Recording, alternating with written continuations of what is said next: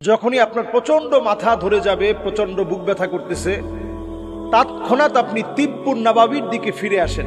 নবী সাল্লাল্লাহু আলাইহি সাল্লাম এক্ষেত্রে কি করতেন, কোন দোয়া শিখিয়েছেন? আমরা আগেই ব্যস্ত হয়ে যাই ট্রিটমেন্ট নেওয়ার জন্য। আপনি ট্রিটমেন্ট নেবেন, ট্রিটমেন্ট নেওয়াটাও সুন্নাহ। তবে ট্রিটমেন্ট নেওয়ার আগে আপনি নবীজি সাল্লাল্লাহু আলাইহি সাল্লামের শেখানো একটি দোয়া পড়েন। গুরুত্বপূর্ণ একটি দোয়া নবীজি সাল্লাল্লাহু আলাইহি ওয়াসাল্লাম আমাদেরকে শিখিয়েছেন, যে দোয়াটি অত্যন্ত গুরুত্বপূর্ণ।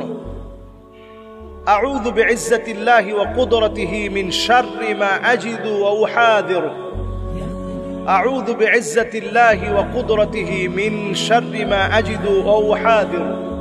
আউযু বিইজ্জাতিল্লাহি ওয়া কুদরাতিহি মিন শাররি মা আজিদু ওয়া উহাযিরু।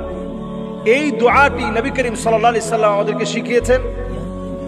7 বার করে এই দোয়াটা পড়া, 7 বার। বিসমিল্লাহ বিসমিল্লাহ বিসমিল্লাহ 3 বার। এরপর আউযু বিইজ্জাতিল্লাহি ওয়া কুদরাতিহি মিন শাররি মা আজিদু ওয়া উহাযিরু। এই দোয়াটি 7 বার পড়েন।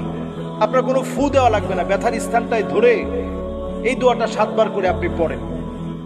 অবশ্যই ইনশাআল্লাহ ইয়াকিন নিয়ে পড়বেন, আল্লাহ রাব্বুল আলামিন অবশ্যই আপনাকে শিফা দান করবেন।